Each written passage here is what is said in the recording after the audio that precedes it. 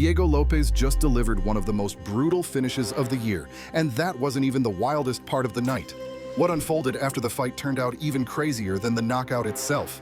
From heated rivalries to shocking reactions, this story isn't just about a victory, it's about how everything could change overnight. Diego Lopes stepped into the octagon with the pressure of proving he still belonged among the division's elite, and he didn't waste any time. After Silva missed with a reckless spinning kick, Lopes pounced, taking him to the ground and raining down punishment that had the crowd roaring. Silva somehow survived, but in the second round, Lopes flipped the momentum back in his favor with a spinning elbow that sent Silva crashing to the canvas. The referee jumped in as fans erupted, knowing they had just witnessed one of the most violent finishes of the year. But that wasn't all.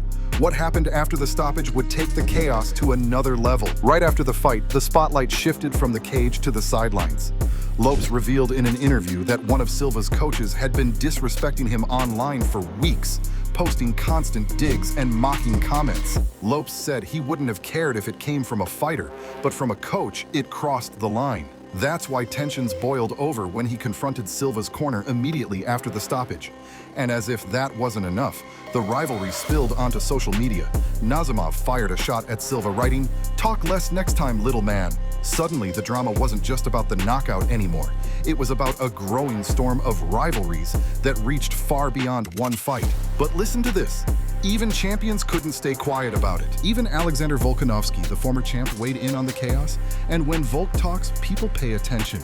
He praised Lopes for proving he could hang with the new wave of fighters, while also shutting down the idea that Silva was the next big threat in the division. Volk reminded everyone that hype doesn't win fights, experience does. And in his words, Lopes showed he's far more dangerous than people realize. But here's the thing, Volk didn't stop there.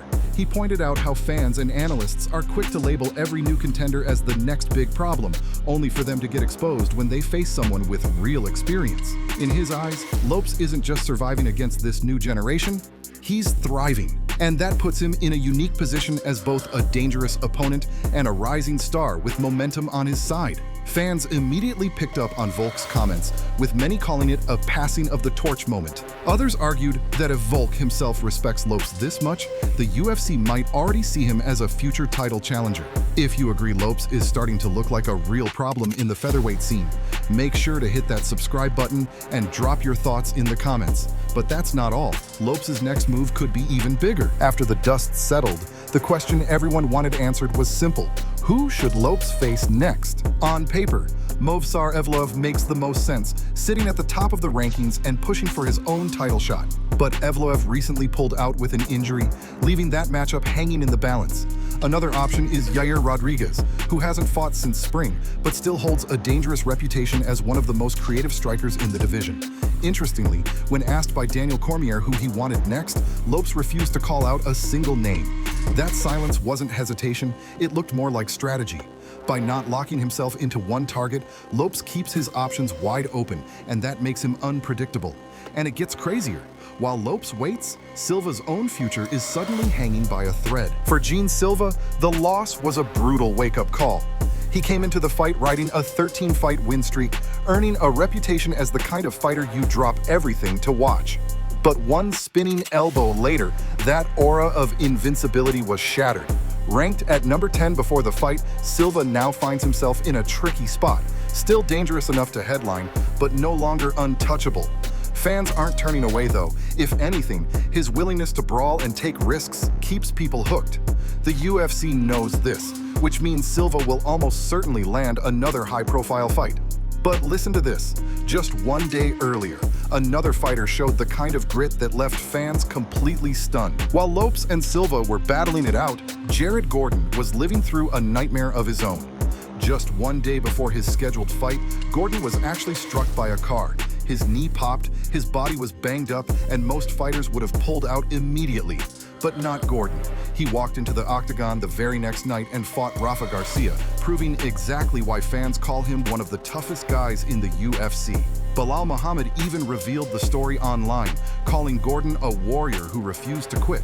If you think that kind of grit deserves more recognition, hit the like button and let us know in the comments if Gordon should get a bonus for stepping in despite the accident.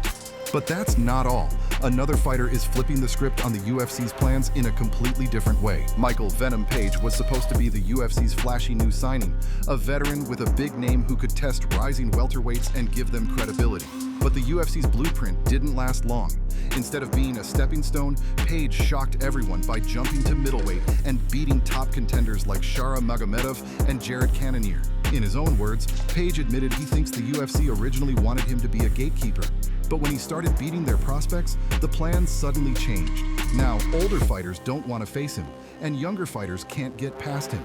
It's the kind of scenario the UFC hates because it throws matchmaking into chaos. And the chaos doesn't stop there. Big updates across the fight world are shaking things up even more. The UFC calendar is filling up with surprises.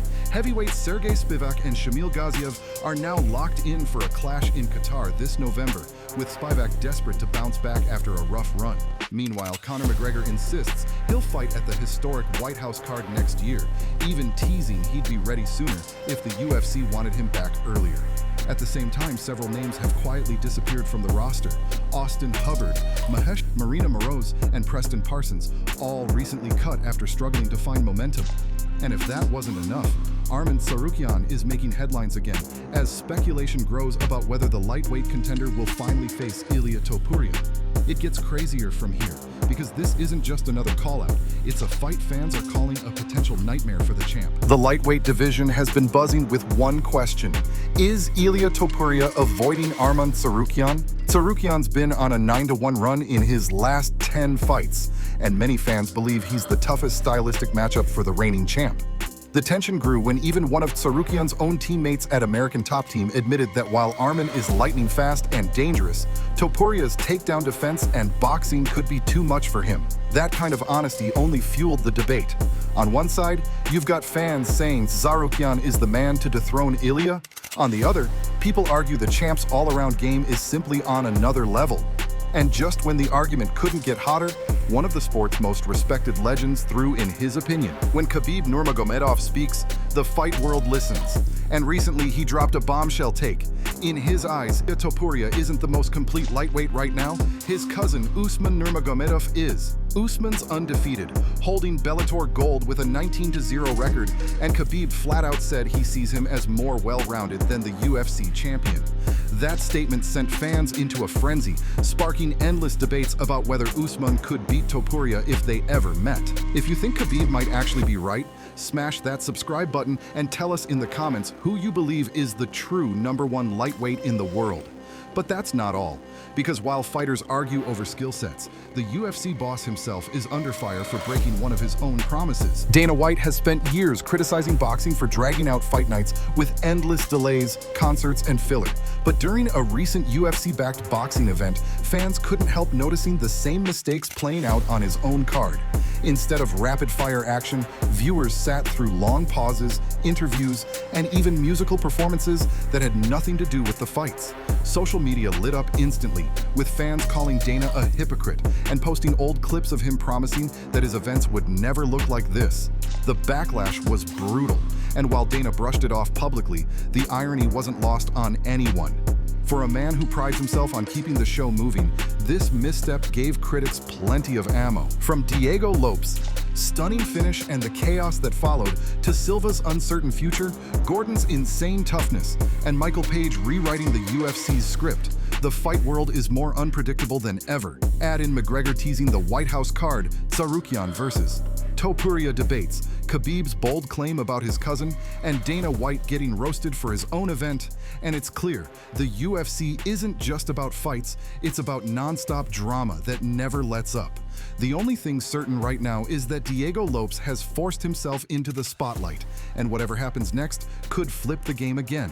So let us know, who should Lopes face in his next fight?